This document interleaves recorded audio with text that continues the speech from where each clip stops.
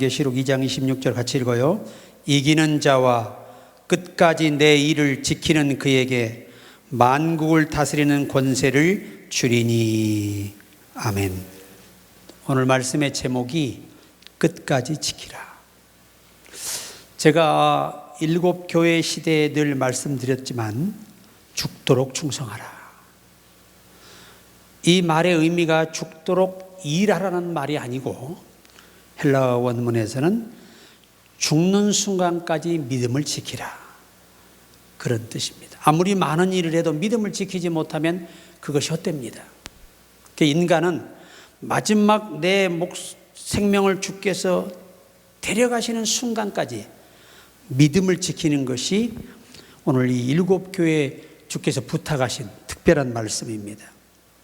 그래서 오늘 첫째는 이기는 자입니다. 여기서 이기는 자는 세상의 삶에서 모든 어려움을 이겨내고 성공하는 사람을 말하는 것이 아니라 믿음을 끝까지 지켜내는 성도를 말합니다.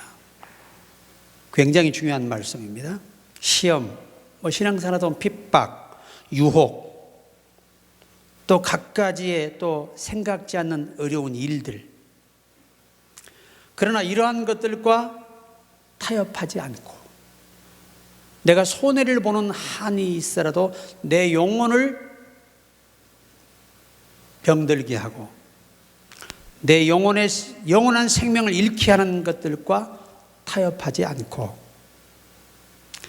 이 주님을 선택하고 믿음을 지키는 사람이 이기는 자입니다.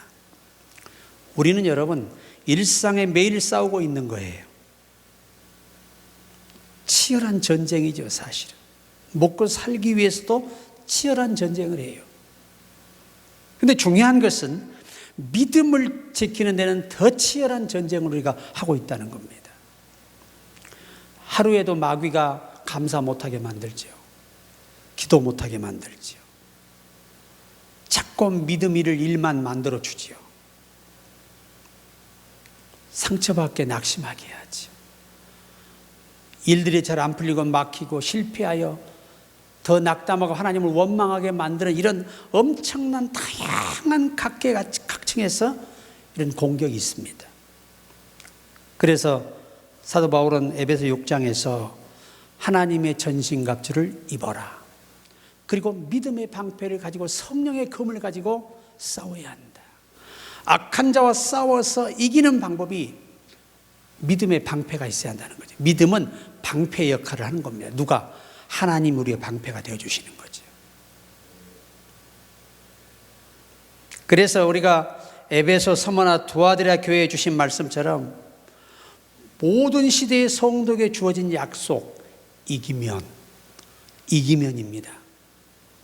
그러니까 여러분 참 유혹이 많아. 저도 청년 때 그때는 제가 타이어 수리 알바를 할 때는 기계식이 없었어요. 꽃갱이로 다 찍어서 타이어를 탈부착을 하고 그리고 인두로 지져가지고 튜브를 이 벙커를 때우고 그런 시대였습니다. 그리고 직장도 그렇게 많지가 않았어요. 그런데 자꾸 사장이 토요일날 그래요, 저에게. 내일 하루만 와서 좀 교회 안 가고 일해주면 안 될까? 왜냐하면 그때 일감이 많이 밀려 있었습니다. 왜? 기계로 하면 금방 하는데 손으로 하다 보니까 시간이 많이 걸리는 거예요. 탈부착에 이 타이어를 다시 장착하는 데까지 시간이 많이 걸립니다. 그래 제가 그 말씀을 듣고 한 1분 묵상을 했어요. 하나님은 어떤 선택을 원하실까? 주님, 어떤 선택을 할까요? 그냥 하루만 쉬고 내일 올까요? 그랬더니 마음이 편치가 않아요. 그런데 내가 오늘 사표 쓰고 갈까요? 그러니까 마음이 편안해져요. 그래서 과감하게 그냥 저 내일부터 안 나오겠습니다. 저는 돈 안 벌고 잘려도 상관없습니다. 내가 하나님을 배신할 수는 없습니다. 그래서 믿음을 지켰던 사람이 저예요. 그러니까 언제나 마귀가 우리에게 싸움을 걸어오는 거예요. 특히 이제 마지막 때이기 때문에 지금은 우는 사자와 같이 아주 악랄하게 우리에게 유혹하고 우리를 공격합니다. 믿음 좋은 사람과 믿음이 부족한 분들의 차이가 뭐냐? 믿음이 좋은 분들은 내 목숨까지 잃어도 하나님을 배반하지 않고 하나님을 선택한다는 거예요. 근데 믿음이 부족한 분들은 내 목숨을 지키고 하나님을 배반할 수 있다는 거예요. 이 차이입니다. 믿음의 차이가. 항상 우리는 일상에서 항상 그래요. 군대에 있을 때도 아니 선배 별이 와서 술을 내미는데 그 하극상이 얼마나 무서운데 그 술을 거역한다는 건요, 군대에서는 있을 수 없는 일이에요. 근데 저는 과감하게 그거를 거절했습니다. 죄송합니다. 저는 예수 믿는 사람입니다. 그래서 거기서 귀싸대기도 맞고 옥합발로 막 엄청 맞고. 왜? 별자리 자신의 선배를 갖다 대상관을 무시했다는 거예요. 그런데 그분이 저를 발로 찼잖아요. 일주일 있다 그분을 뵀는데 기부스 하고 왔어요. 다리에. 나 발로 찬 다리에 기부스를 하고 왔어요. 왜 했느냐? 이 군용 트럭을 못 보고, 또 트럭도 기사가 이 장구를 못 보고 그냥 발을 갈아버린 거예요. 타이어가. 한순간에 일어난 일이에요.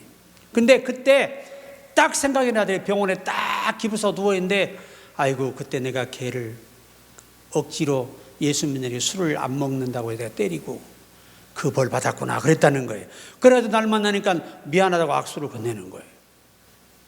우리는 어떤 상황에도 거절할 수 없는 상황까지 마귀가 만들어서 권력을 이용해서, 상관을 이용해서 우리 믿음을 공격합니다.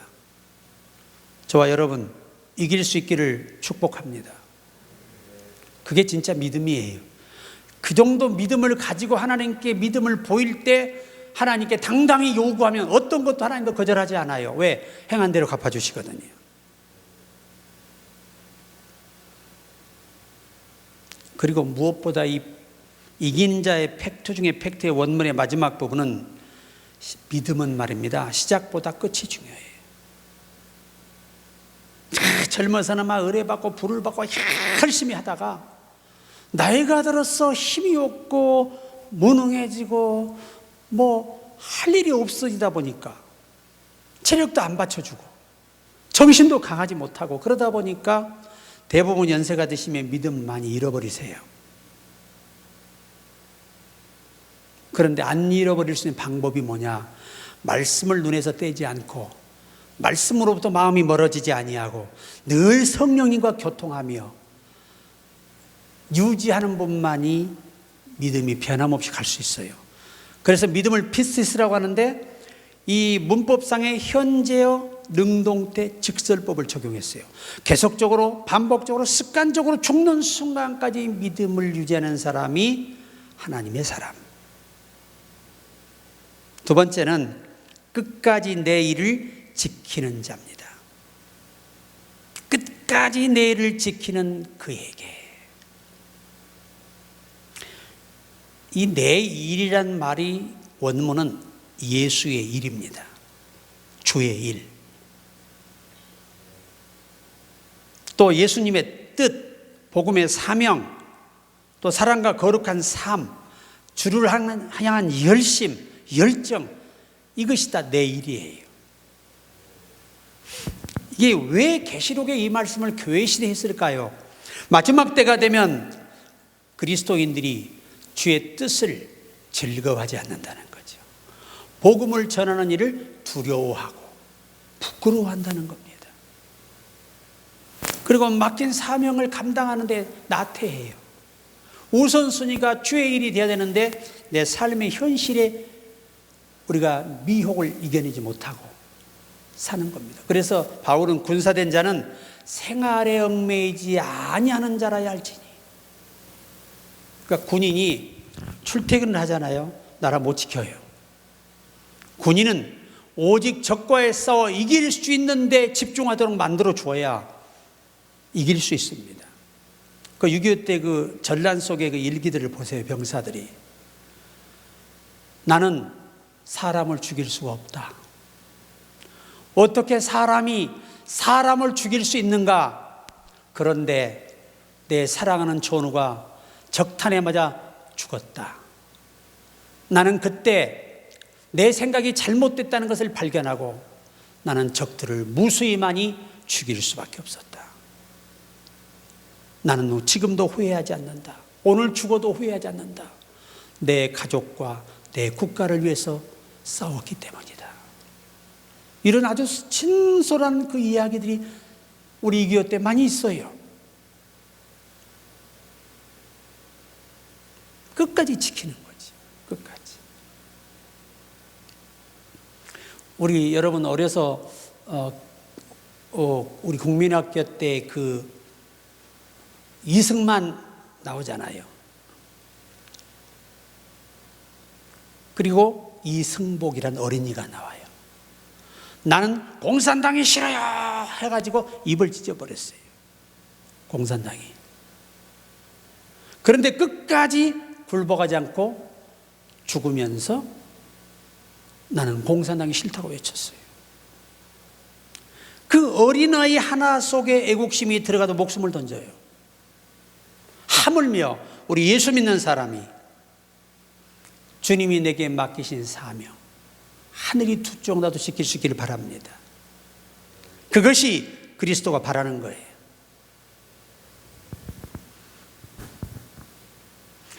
어느 미국의 장군이 생일을 맞이했습니다. 쓰리스타니까 굉장한 계급 높지요.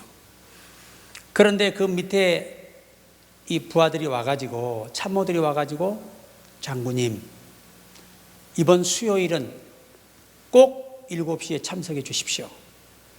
저희가 성심성의를 다해서 생일잔치 준비했다는 거예요. 그런데 이 장군이 그 자리에서 거절합니다. 미안하게 되었네. 나는 수요일 날 이미 선약이 있다네. 그래서 야, 이거 국가적으로 굉장한 일인가 보다 생각을 했어요. 근데 그게 아니고 하나님 앞에 수요일 날 교회가 예배드리겠다고 약속을 한 거예요. 그 약속을 지키기 위해서 그 모든 잔치를 다 포기했습니다. 이게 이기는 겁니다. 그래서 그분이 합참의장이 되는 미국의 영예를 안았습니다. 대통령이 그 이야기를 듣고 신실한 그 마음, 이런 사람이라야 나라를 향해 신실하다. 저런 신실한 사람이 국방의 의무의 수장이 돼야, 국방의 수장이 돼야 국가가 안전하다는 겁니다.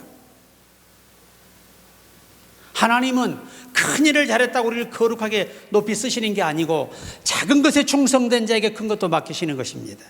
그 작은 것 하나에 끝까지 내 일을 지키는 자.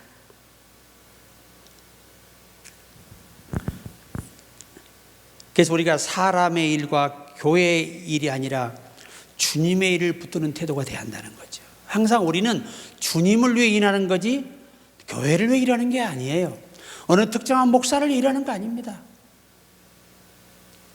우리 모두 다 주님을 위해 사는 거예요.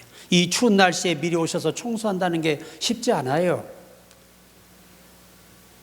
관심이 없는 사람은 일하지 않아요. 저도 집에서 어려서 저는 참 청소를 잘하는 착한 아이였어요. 왜 잘하느냐? 오다마 사주시니까 청소를 잘하죠. 어린 마음에 그렇잖아요. 그런데 우리 주일학교 선생님이 이렇게 말씀을 했어요. 예수 믿는 어린이는 집안에 가서 착한 모습을 부모님에게 보여야 착한 모습을 보고 부모님이 예수 믿는다는 거예요. 그 한 말씀에 어린애가 꽂혀가지고 늘 마당을 쓸고 마루를 닦고 방을 닦고 그러는 거예요. 그 소풀도 배다가 먹이고 말이에요. 그래도 평생에 한 번도 주의를 범하지 않았으니까 하나님이 이 이기는 믿음을 보신 거예요. 이기는 믿음을. 저는 어린 시절에 신앙생활만 해도 한 권의 책을 쓸 수 있어요. 이 어린아이가 5살 때부터 겪었던 일들이 너무너무 많아요. 그분을 만나는 데 있어서. 신앙은 감정이 아닙니다. 헌신과 끝까지 흔들리지 않고 이겨내는 믿음을 말씀하는 거예요. 찬양은 우리가 춤을 추며 하나님을 찬양하는 이유가 뭐지요? 하나님이 기뻐하시잖아요. 또 하나님이 그렇게 하라고 명령하셨잖아요. 어떤 교회들은 이 찬양 단단을 가지고 하는 것을 신사도라고 말하는 사람도 있어요. 정말 어리석은 거예요. 성경은 찬양, 큰 소리 나는 재금으로 찬양하며 손뼉치며 춤을 추며 찬양하라고 말씀하셨잖아요. 난 우리 교회가 하나님이 제일 기뻐하는 게 찬양이잖아요. 걸어 다니시면서도 찬양하세요. 차를 타고도 찬양하세요. 저는요, 이제 아침에 기도 끝나고 딱 일어설 때 한 곡의 찬양이 저도 모르게 입에서 나와요. 어느 날은 또 어떤 찬양이 나오냐면은 우리 하나님의 사랑을 사모하는 자, 이 곡이 또 나와요. 근데 어디서 확 필이 꽂히느냐? 어둠에 밝은 빛을 비춰주시고 너의 작은 신음에도 응답하시니, 이 대목에서 강력한 뜨거움이 나를 사로잡아요. 시와 찬미와 신령한 노래로 서로 화답하며, 서로도 이 찬양 속에서 서로에게 다짐이 나오고 고백이 나오고, 또 하나님과 나와의 관계 속 이 찬양의 가사 속에 대화가 되는 거예요. 이 은혜를 유지하시기 바랍니다. 우리는 주를 위한 일은 끝까지 흔들리지 않고 헌신하며 봉사하며 겸손하게 일하는, 이런 이 믿음을 유지하며 가는 게 이겨내는 믿음이에요.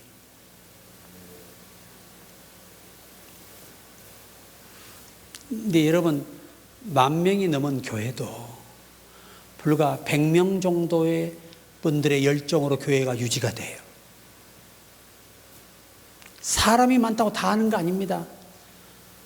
오늘 하나님께 특별히 선택받은 사람만 하나님께 봉사할 수 있는 거예요. 아무나 할 수 있는 거 아닙니다. 주의 일은. 자, 이기고 끝까지 내 일을 지키는 것, 그런 사람에게 뭘 주느냐? 만국을 다스리는 권세를 주신다는 거죠. 이게 본문의 마지막 팩트예요. 만국을 다스리는 권세를 주겠다. 이것은 세상적이나 또 세상적으로 권력이나 정치적 지배를 의미하는 단어가 아닙니다. 원문은.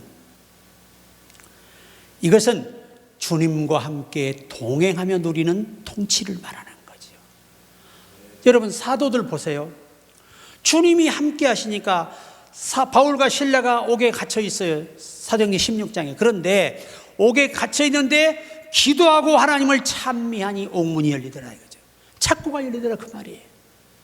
이게 만국을 다스리는 권세라는 이 원문의 의미가 어느 특정한 자에게 막 특별한 능력으로 사람을 죽이고 살리는 게 아니고, 주님과 동행하는 자, 끝까지 이기고 지켜내고, 그런 자들을 통해서 불 속에 들어가도 살아나올 수 있게끔, 사자굴에 들어가도 사자 입을 봉하여 살려주시는, 이것들을 의미하는 단어예요.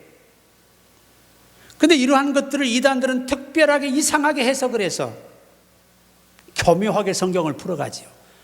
그런데 베드로 사도가 말합니다. 어떤 이들이 성경을 억지로 풀다가 멸망에 이를 자들이 있다는 거예요. 여러분, 우리는, 내가 우리 오늘 또 전화 온 우리 후배 목사에 그랬어요. 신사도 운동을 하지 말고 성령 운동을 하라. 쓸데없는 직책 만들어서 성경 위배하지 말고 성경에 있는 대로 하고, 있는 것만 체험해도 인간이 평생 가도 다 못 체험한다. 성경을 절대 왜곡하지 말고 빼지도 보태지도 마라. 이 성경은 안전 영감설이다. 절대적으로 믿어야 된다. 이 성경에는 어떤 것도 없다. 신학도 성경 아래 있다. 여러분, 이 성경은 하나님이 마음을 글로 표현한 계시입니다. 이보다 더 좋은 메시지가 어디 있겠습니까? 생명력이. 그리고 만국을 다스린다는 이 표현 두 번째는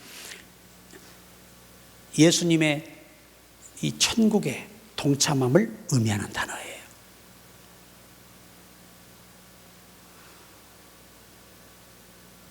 또한 하나님 나라가 오면 그때 우리가 상급과 또 보상을 받고 위로를 받는 것을 의미하는 것입니다.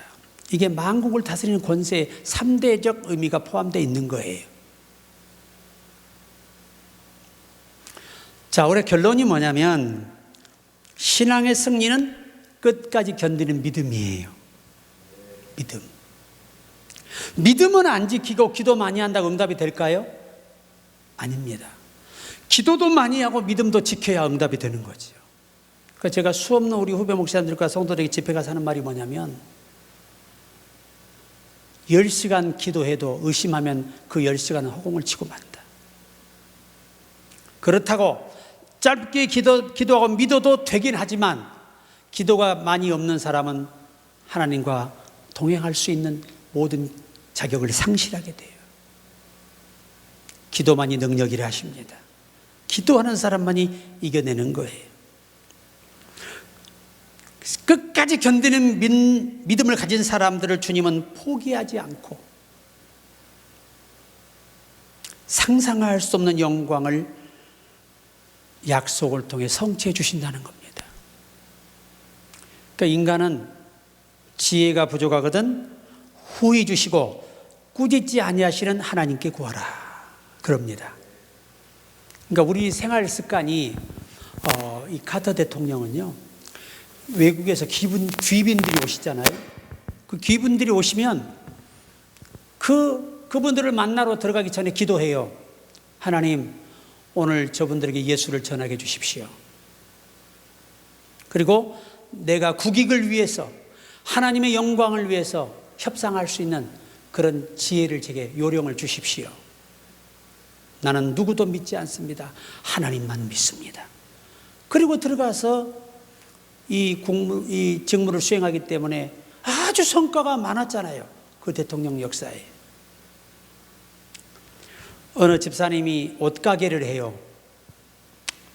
옷가게를 하는데 일단 문을 잠굽니다. 그리고 서서 십자가를 하나 걸어 거기서 한 30분 하나님께 기도하고 예배드리고 찬양해요. 그리고 장사합니다. 근데 사실 그 지역이 손님이 없는 거리예요. 항상 옷이 잘 안 팔려요. 그런데 이 집사님이 계속해서 그 십자가를 보면서 기도하는 거예요. 그러기가 2달이 되었을까 손님들이 몰려오는데요. 희한하게 그 집에서 옷만 사가면 사람들이 칭찬한다는 거예요. 이렇게 옷이 좋냐고. 근데 실제적으로 중소기업의 옷을 판매하는 곳이었어요. 그런데 백화점 가던 사람들이 이상하단 말이야. 이렇게 이쪽 가게에 와서 옷을 사면 이렇게 기분이 좋고, 옷을 사면 이렇게 마음이 상쾌해져. 그리고 사람들이 어디서 난 옷이 이렇게 멋진 옷이 있어? 백화점 옷보다 뛰어나네? 그런다는 거예요. 누가 그들의 마음을 움직일까요? 하나님이십니다. 사랑하는 여러분, 이기십시다. 이겨야 돼요. 그리고 끝까지 주님이 허락한 일을 지켜내십시오. 그럴 때 만국을 다스리는 권세를 주십니다.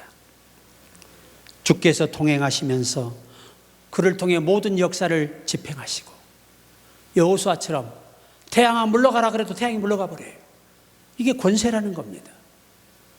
우리도 예수 그리스도를 명령할 때 이 권세를 누릴 수가 있어요. 왜? 예수께서 우리의 모든 죄를 사하셨고 그 안에서 다 할 수 있도록 길을 열어놓으셨어요. 그리고 그분이 길이시지 않습니까? 주님은 포기하지 않는 믿음을 가지고 이기는 자들을 통해서 언약하신 것을 상상할 수 없는 방법으로 복을 주시며 환경을 열어주시며 사람들을 붙여주시며 기적을 일으키십니다. 그 은혜가 우리와 함께하기를 주의 이름으로 축원합니다.